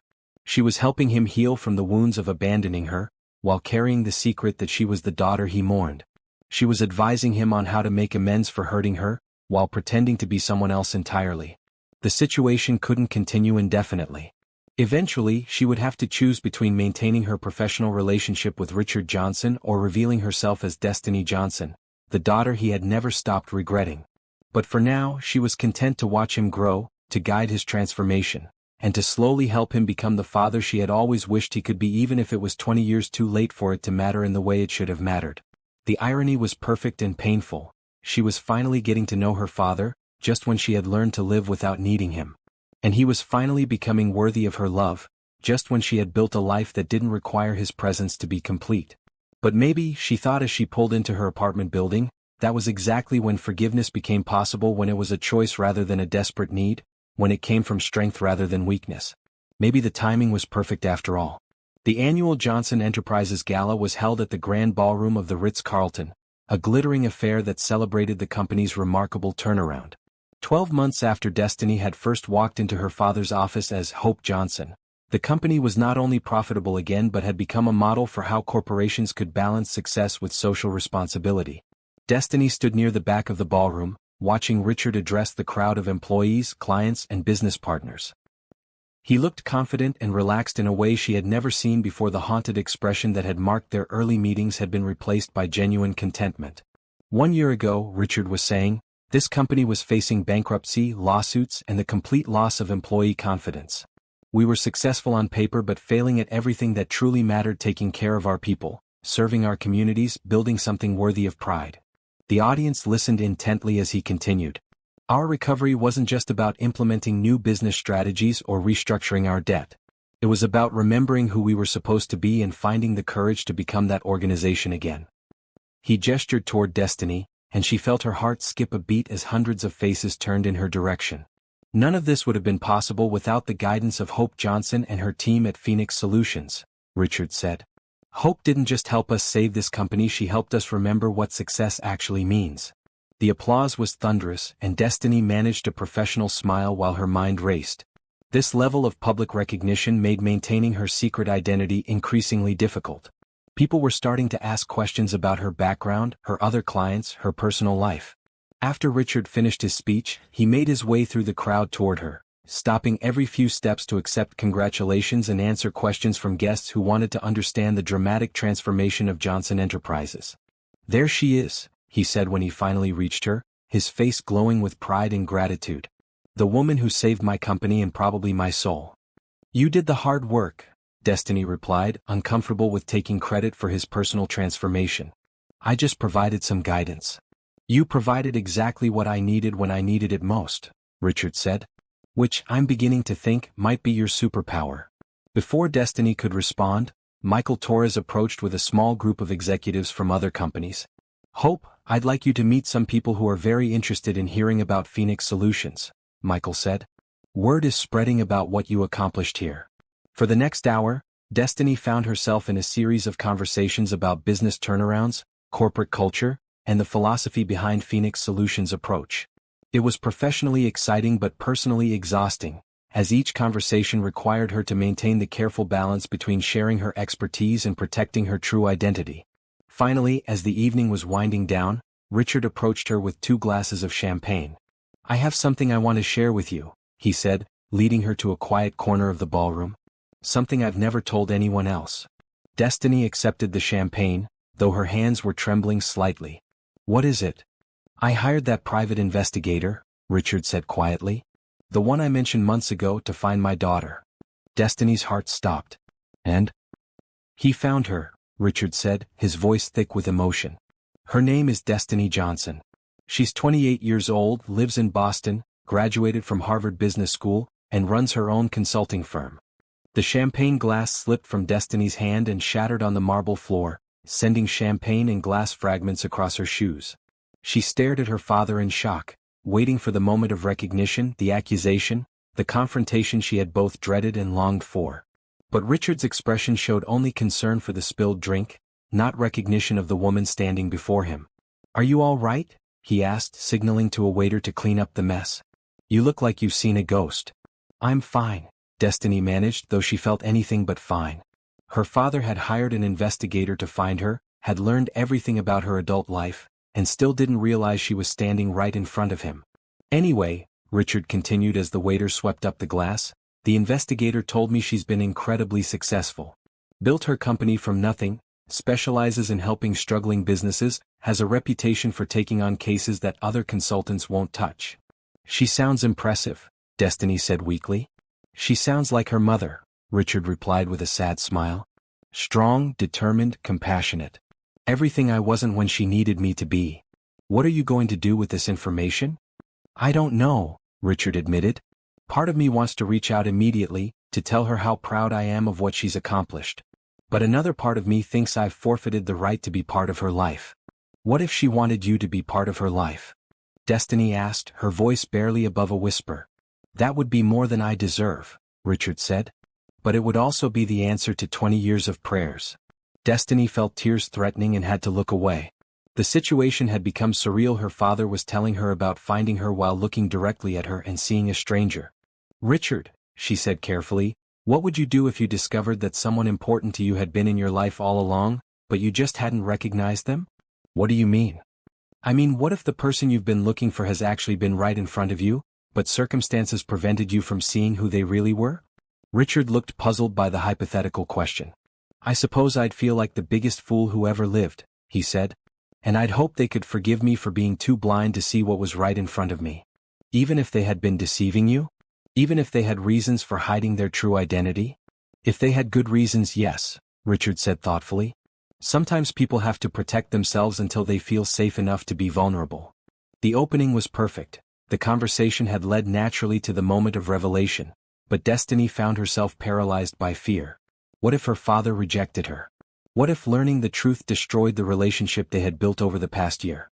What if he felt manipulated and betrayed? "Hope," Richard said gently, "you seem upset. Is everything all right?" "I need to tell you something," Destiny said, her voice shaking. "Something important." "What is it?" Before she could answer, the lights dimmed and a spotlight illuminated the stage where the evening's final presentation was about to begin. The moment was lost as their attention was directed toward the speaker, who was announcing the establishment of the Brenda Johnson Memorial Scholarship Fund. "This scholarship," the speaker said, will provide full tuition assistance to students from single-parent families who demonstrate academic excellence and a commitment to using their success to help others. The first recipient has already been selected, a young woman from the South Side whose mother worked 3 jobs to support her education. Destiny watched her father's face as the scholarship recipient, an 18-year-old girl who reminded her of herself at that age, took the stage to accept the award. The girl spoke about her mother's sacrifices, her own determination to succeed, and her dreams of starting a business that would help other families overcome the challenges she had faced. "This scholarship means more than financial assistance," the girl said. "It means that someone believes in my potential, that my mother's sacrifices weren't in vain, that success is possible no matter where you start." Richard was crying openly now, and Destiny realized that he was seeing himself and his daughter in the scholarship recipient's story. "She reminds me of what I imagine my daughter must have been like at that age," he whispered to Destiny. "Determined, hopeful, ready to take on the world despite everything she'd been through." "Maybe," Destiny said quietly, "your daughter would want you to know that she understands why you made the choices you made, even if she wishes things had been different." "Do you really think so?" "I think," Destiny said, gathering her courage, "that she would want you to know that she became successful not in spite of your absence, but because of the strength she developed from learning to stand on her own. That's a generous way to look at it. And I think," Destiny continued, her heart pounding, "that she would want you to know that forgiveness is possible when people are willing to change and grow." Richard turned to look at her, and for a moment, Destiny thought she saw a flicker of recognition in his eyes. But then the moment passed, and he was simply looking at her with gratitude for her support and understanding. "Thank you," he said. "For everything. For saving the company, for helping me remember who I was supposed to be, for being the kind of person who gives me hope that redemption is possible." "Richard," Destiny said, knowing that this might be her only chance, "what if I told you that redemption isn't just possible but that it's already happening? What if I told you that the daughter you've been looking for has been watching you change and grow, and that she's proud of the man you're becoming?" "I'd say that would be the greatest gift I could imagine," Richard replied. "But I'd also say it sounds too good to be true." Destiny took a deep breath, knowing that there would never be a perfect moment for this revelation. "Dad," she said quietly, using the word she hadn't spoken in 20 years, "it's not too good to be true." Richard froze, his champagne glass halfway to his lips. "What did you just call me?" "I called you Dad," Destiny repeated, her voice stronger now. "Because that's who you are, even though it took you 20 years to remember it." The recognition dawned slowly, like sunrise after a long night. Richard's eyes widened as he really looked at her face, seeing past the professional exterior to the child he had left behind. "Destiny?" he whispered. "Hello, Dad," she said, tears streaming down her face. "I've been waiting for you to see me." The champagne glass fell from Richard's hand, shattering on the floor just as Destiny's had moments before. He stared at her in shock, his face cycling through disbelief, recognition, joy, and devastating regret. You've been all this time?" "All this time," Destiny confirmed. "I'm Hope Johnson, but I'm also Destiny Johnson. I'm the daughter you abandoned, and I'm the consultant who saved your company. I'm the little girl who begged you not to leave, and I'm the woman who chose to help you remember who you were supposed to be." Richard's legs seemed to give out, and he sank into a nearby chair, his face in his hands. "Oh God," he said, his voice broken. "Oh God, what have I done? You've been here for a year, helping me, listening to me talk about you, and I was too blind to see." "You weren't blind," Destiny said gently, kneeling beside his chair. "You were seeing who I chose to become, not who I used to be. And maybe that's exactly what we both needed." Richard looked up at her, his eyes filled with 20 years of accumulated grief and regret. "Can you ever forgive me?" he asked. "For leaving, for not recognizing you, for being such a fool?" Destiny smiled through her tears, thinking of her mother's words about grace and second chances. "I already have, Dad," she said. "I forgave you the day I decided to save your company instead of letting it fail. I forgave you every time I chose to help you become a better person instead of punishing you for your mistakes." "But why?" Richard asked. "After everything I put you through, why would you help me?" "Because," Destiny said, "someone very wise once told me that the best revenge is living well. And I decided that helping you learn to live well was better than any revenge I could imagine." Richard pulled her into his arms then, holding her with 20 years of suppressed love and regret. And for the first time since she was 8 years old, Destiny felt like she had her father back. The reunion was messy and complicated, witnessed by a ballroom full of people who had no idea they were watching a miracle unfold. But it was also perfect in its imperfection, real in its rawness, and healing in its honesty. "I love you, Destiny," Richard whispered. "I never stopped loving you even when I was too stupid to know how to show it." "I love you too, Dad," she replied. "And I'm proud of who you're becoming." As they held each other in that crowded ballroom, surrounded by the success they had built together, Destiny realized that some stories don't have simple endings. Some stories are about learning that forgiveness is not about forgetting the past, but about choosing to build a better future. Her father had abandoned her 20 years ago, but he had also given her the strength to become someone capable of saving not just his company but his soul. And maybe, just maybe, that had been the plan all along. The days following the revelation were awkward, emotional, and transformative in ways that neither Destiny nor Richard had anticipated. The business world was buzzing with the news that Hope Johnson, the celebrated turnaround specialist, was actually Destiny Johnson, a strange daughter of the man whose company she had saved. "The irony is almost poetic," wrote Business Weekly in their cover story. "The daughter saves the father who abandoned her, proving that sometimes the best business strategy is simply doing the right thing." But the media attention, while flattering, wasn't what mattered to either of them. What mattered were the long, difficult conversations they had in Richard's office after hours, when the building was empty and they could finally talk as father and daughter without the professional barriers that had protected them both. "I need you to understand something," Richard said during one of these conversations 2 weeks after the gala. "When I left, I genuinely believed I was doing what was best for everyone. Your mother and I fought constantly about money, about my work schedule, about the future. I convinced myself that my absence would be better than subjecting you to that conflict." Destiny listened without interrupting, knowing that her father needed to say these things as much as she needed to hear them. "But the real truth," Richard continued, his voice heavy with regret, "is that I was terrified of failing as a father the way my own father had failed. He was never there for me emotionally, never showed me how to balance work and family. So when things got difficult with your mother, I chose the escape that felt familiar. I threw myself into work and convinced myself it was noble sacrifice instead of cowardice." "What was your father like?" Destiny asked, realizing she knew almost nothing about her paternal grandfather. "Brilliant businessman, terrible parent," Richard replied. "He built a successful construction company from nothing, but he was cold, distant, always critical. I swore I would be different with my children, but when the pressure mounted, I defaulted to the only model I knew." "So you left to avoid becoming him, but ended up becoming him anyway?" "Worse than him, actually. At least he stayed physically present, even if he was emotionally unavailable. I just ran away completely."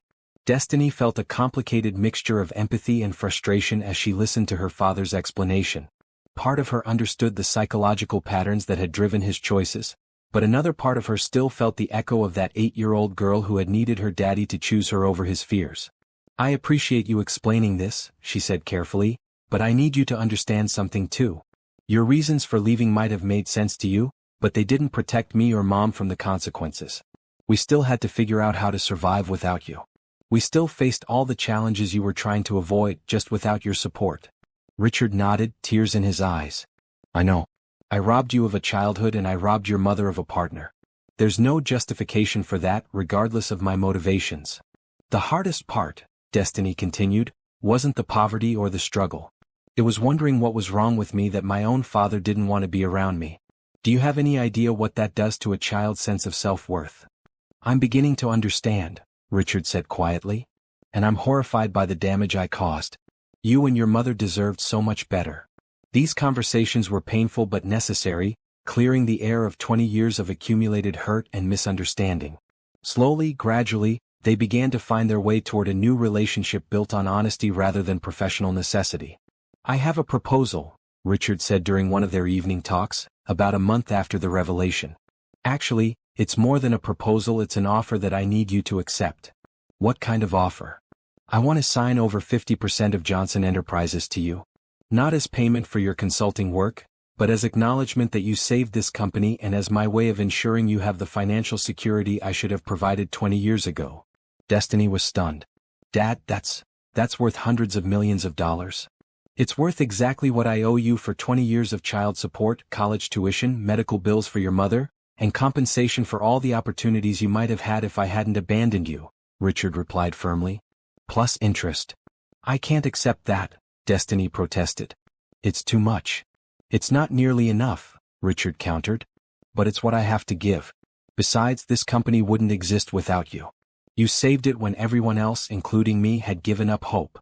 You've earned the right to own it. What I want, Destiny said slowly, isn't ownership of your company. What I want is a partnership where we work together to build something meaningful. What do you have in mind? Destiny had been thinking about this for weeks, ever since the revelation. I want us to expand the Brenda Johnson Memorial Scholarship Fund into a full foundation that helps single-parent families. Not just scholarships but business loans, housing assistance, healthcare support, everything Mom and I needed but couldn't access. Richard's face lit up with understanding and enthusiasm. A foundation that provides the kind of comprehensive support that could have saved your mother's life. Exactly. We use Johnson Enterprises' success to create systematic change for families facing the same challenges we faced. We prove that business success and social responsibility aren't just compatible, they're interconnected. That's brilliant, Richard said. And it's exactly the kind of legacy your mother deserved. Over the following months, they worked together to establish the Brenda Johnson Family Foundation, with Destiny serving as executive director and Richard providing both funding and business expertise. The foundation's mission was simple but comprehensive: ensure that no family had to choose between basic survival and long-term success. The foundation provided emergency financial assistance, business development loans, educational scholarships, and healthcare support to single-parent families across 3 states.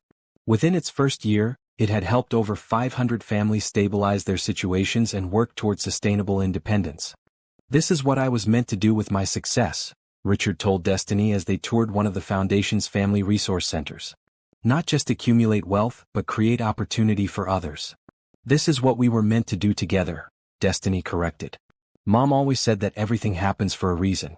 Maybe the reason you left was so that I would understand what families like ours need, and the reason you succeeded was so that we would have the resources to provide it.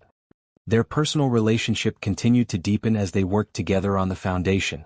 Richard was determined to make up for lost time, though Destiny had to remind him regularly that their relationship couldn't be built on guilt and overcompensation.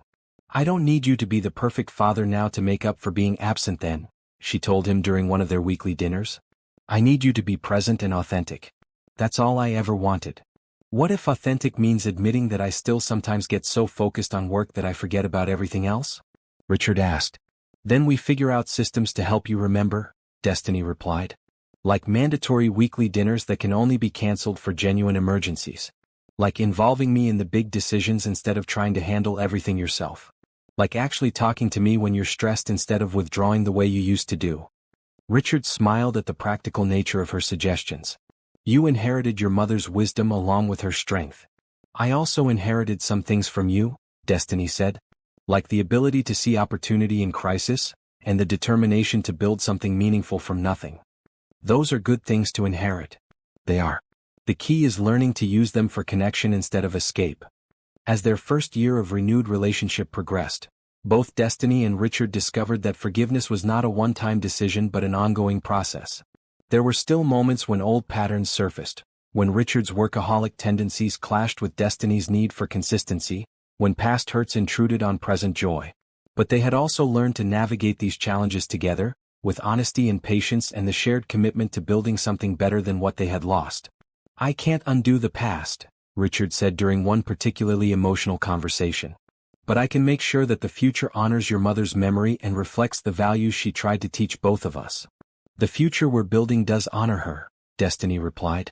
Every family we help, every scholarship we award, every barrier we remove, it's all proof that her love and sacrifice weren't wasted.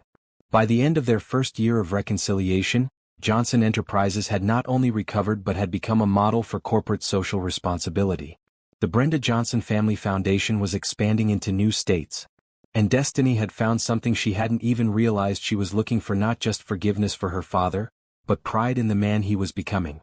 I have something to show you, Richard said one evening, pulling out a framed photograph that Destiny recognized immediately. It was the last picture taken of their family together, when she was 7 years old and still believed that her father would always be there. I kept it on my desk at home for 20 years, Richard explained. It was the only picture I had of you, and I looked at it every morning and every night. It reminded me of what I had given up, but also of what I was working toward: the hope that someday, somehow, I might be worthy of being your father again. You are worthy, Destiny said, taking his hand. You've become exactly the kind of man Mom always believed you could be. Do you think she would be proud of us? Of what we've built together? Destiny thought of her mother's strength, her capacity for forgiveness, her unwavering belief that people could change and grow. I think, she said, that she's been proud of us all along. And I think she's especially proud that we found our way back to each other. As they sat together in Richard's office, looking at that old family photograph, Destiny realized that their story wasn't really about forgiveness, it was about redemption. Her father had abandoned his family, but he had also created the circumstances that allowed her to become strong enough to save not just his company, but both of their souls. Sometimes the best gifts come wrapped in the worst experiences. Sometimes the people who hurt us most are also the ones who teach us to become who we're meant to be. And sometimes the longest journey is the one that brings us back to where we belong. 1 year after the revelation at the gala, Destiny stood in the bridal suite of the Four Seasons Hotel, adjusting her wedding dress and marveling at how much her life had changed. In 18 months, she had gone from being a successful but solitary businesswoman to being the beloved daughter of a father who had learned to prioritize family, and now she was about to marry the man who had helped her understand that love didn't have to be earned, it could simply be accepted. James Mitchell had entered her life 6 months earlier through the foundation's work. As a fellow entrepreneur who had built his sustainable technology company from the ground up, he understood both the drive for success and the importance of maintaining perspective about what truly mattered. I was intrigued by the Brenda Johnson Family Foundation before I ever met you, he had told her on their first official date. The idea of using business success to create systematic change, that's the kind of thinking that gives me hope for the future. What had started as a professional collaboration had evolved into something deeper when Destiny realized that James saw her not as the abandoned daughter who had overcome adversity, or as the successful consultant who had saved her father's company, but simply as herself, a woman with dreams, fears, ambitions, and the capacity for joy that she had almost forgotten she possessed. You don't have to prove anything to me, he had said during one of their early conversations about their relationship. I'm not here because I'm impressed by your story or your success. I'm here because I enjoy your company and I want to see where that leads us. Now, as Destiny looked at herself in the mirror, she could hardly believe how far she had traveled from that 8-year-old girl who had watched her father pack his suitcase. The journey had been longer and more complicated than she could have imagined, but it had led her to this moment surrounded by love, about to marry a man who cherished her, with a father who had learned to be present for the moments that mattered most. A soft knock on the door interrupted her thoughts. Come in, she called. Richard entered, looking distinguished in his tailored tuxedo but slightly nervous in the way that fathers often do on their daughters' wedding days. In his hands was a small velvet box that looked like it had been carefully preserved for decades. I have something for you, he said, his voice thick with emotion. Something that belonged to your mother. Destiny's breath caught as he opened the box to reveal a delicate pearl necklace that she remembered from her childhood. Brenda had worn it on special occasions, and it had been one of the few pieces of jewelry she had owned. I bought this for her on our first wedding anniversary, Richard explained as he fastened it around Destiny's neck. She was wearing it the day you were born. I kept it after she passed, thinking that someday I might give it to you, if I ever found the courage to reach out. It's perfect, Destiny said, touching the pearls gently. She would have loved knowing I was wearing it today. She would have loved seeing you this happy, Richard replied. You look radiant, sweetheart. James is a lucky man. I'm the lucky one, Destiny said. I get to marry someone who loves me completely, and I get to have my father walk me down the aisle. A year ago, I never would have imagined this was possible. Richard smiled, but there was still a trace of uncertainty in his expression. Are you sure you want me to walk you down the aisle? I know I haven't earned the right to that honor. Dad, Destiny said firmly, taking his hands in hers, you've earned it over the past year through every dinner we've shared, every foundation meeting you've attended, every time you've chosen to be present instead of absent. The man you are today is exactly the father I want walking me down the aisle. Before Richard could respond, another knock came at the door. This time it was Jennifer Park, Destiny's business partner and maid of honor, along with the other bridesmaids who had become like sisters to her over the years of building Phoenix Solutions together. It's time, Jennifer announced with a bright smile. Your future husband is waiting, and he looks like he might pass out from nerves. Good nerves or bad nerves? Destiny asked with a laugh. Definitely good nerves. The man is practically glowing with happiness. As they made their way to the ceremony location, Destiny felt a profound sense of completion. The chapel was filled with the people who had supported her journey, employees from both Phoenix Solutions and Johnson Enterprises, families who had been helped by the foundation, childhood friends who had watched her overcome impossible odds, and business colleagues who respected what she had built. But the person she was most aware of was James, standing at the altar in his navy suit, his face lighting up with pure joy when he saw her appear in the doorway. Next to him stood his best man, Michael Torres, who had become not just Richard's business partner but a close family friend who had witnessed their entire reconciliation process. "Ready?" Richard asked, offering his arm. "More than ready," Destiny replied. As they began the walk down the aisle, Destiny was struck by the symbolism of the moment. 20 years ago, her father had walked away from their family. Today he was walking her toward a new family, a new beginning, a future built on the foundation of lessons learned through pain and growth achieved through love. The ceremony itself was simple and meaningful, focusing on the commitment James and Destiny were making to build a life together based on mutual support, shared values, and the understanding that true success meant creating something larger than themselves. "The love I see between you," the minister said during his remarks, "is the kind that transforms not just the two people involved but everyone around them.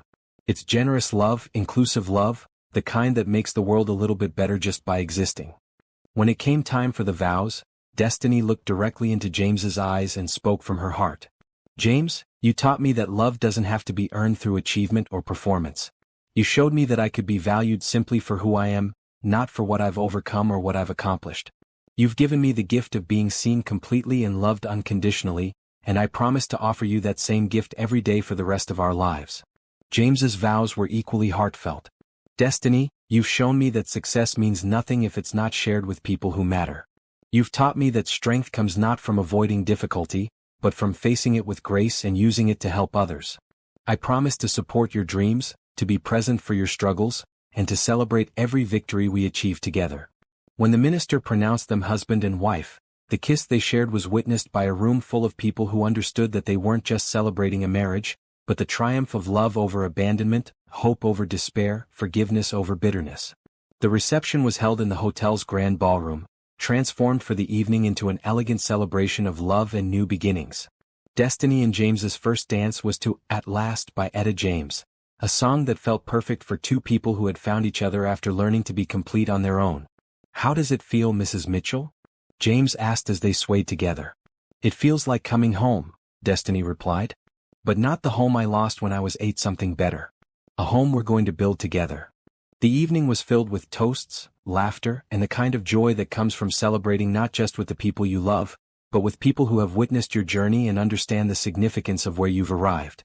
Michael Torres gave a toast that brought tears to many eyes. "I've had the privilege of watching Destiny and Richard rebuild their relationship over the past 2 years.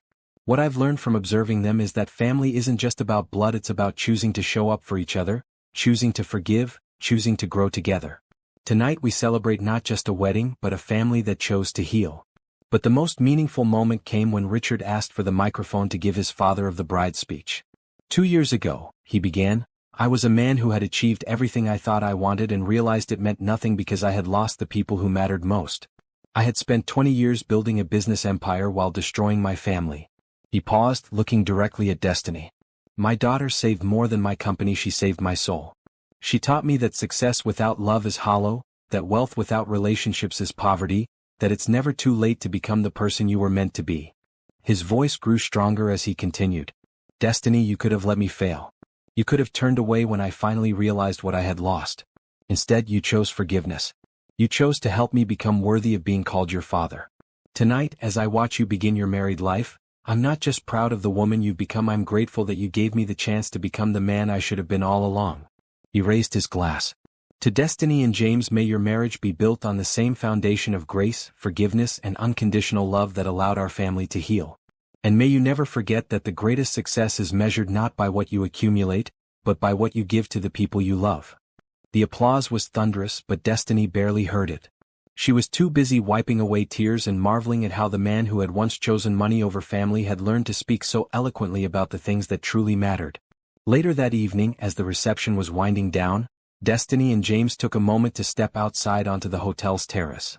The city sparkled below them, full of lights and possibilities. "Do you think we'll be happy?" James asked, pulling her close. "I think we'll be real," Destiny replied. And I think real is better than happy because it includes the possibility of growing through challenges together instead of just enjoying the easy moments. That sounds like something your mother would have said. It is something she would have said. She always told me that the best relationships aren't the ones without problems, but the ones where people face their problems together. James was quiet for a moment, looking out at the city. What do you think she would have thought of me? She would have loved that you make me laugh, Destiny said without hesitation. She would have loved that you see work as important but not more important than relationships. And she would have loved that you help me remember to enjoy life instead of just achieving things. I wish I could have met her. You would have adored each other.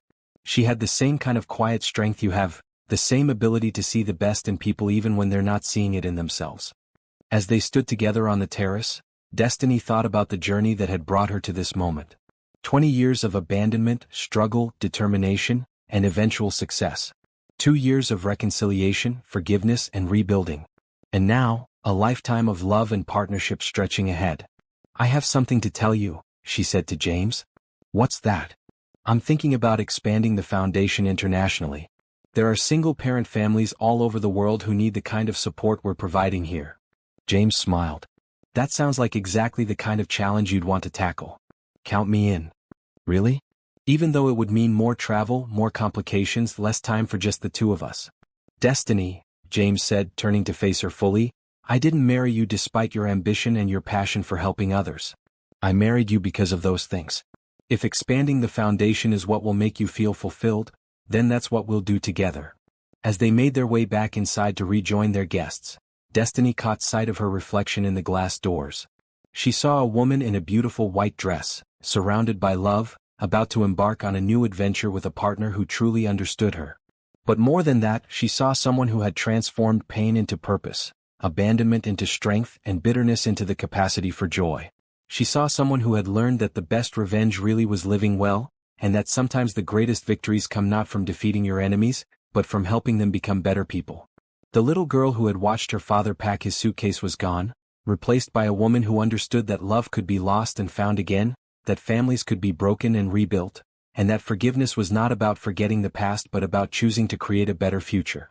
6 months later, Destiny stood in the boardroom of the newly opened London office of the Brenda Johnson Family Foundation, presenting their expansion plans to a group of international philanthropists and government officials.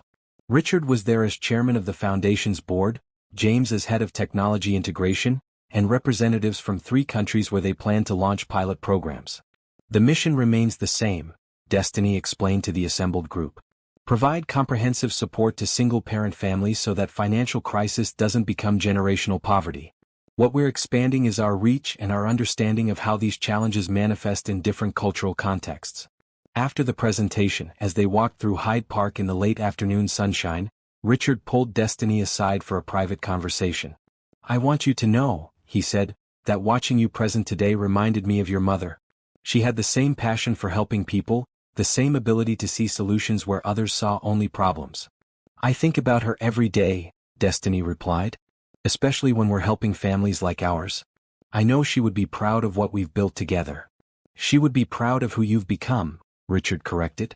The foundation is just one expression of the person she raised you to be. As they rejoined James and the rest of their team for dinner that evening, Destiny reflected on how complete her life had become. She had a marriage built on mutual respect and shared purpose. She had a father who had learned to prioritize relationships over achievements. She had work that felt meaningful and sustainable. She had friendships that had been tested by time and success. Most importantly, she had learned that sometimes the worst things that happen to us become the foundation for the best things we build. Her father's abandonment had taught her to be self-reliant. Her mother's death had taught her to value every relationship. Her struggle to save Richard's company had taught her that forgiveness was a choice that served the forgiver more than the forgiven.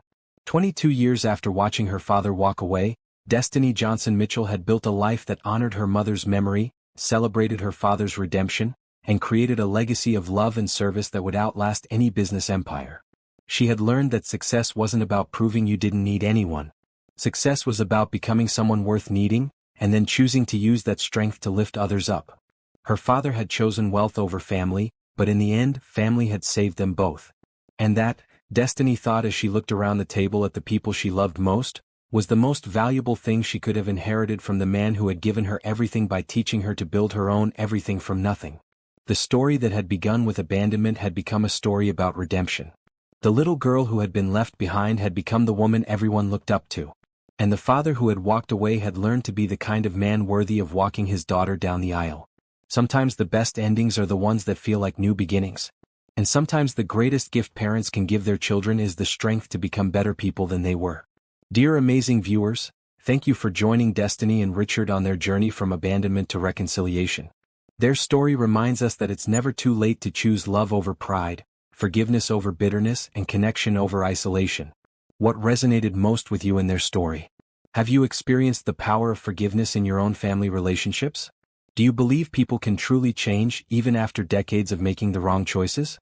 Share your thoughts and experiences in the comments below. Your stories of healing and second chances might inspire someone else who needs to hear that redemption is possible. Remember, the greatest success isn't measured by what we accumulate, but by what we give to the people we love.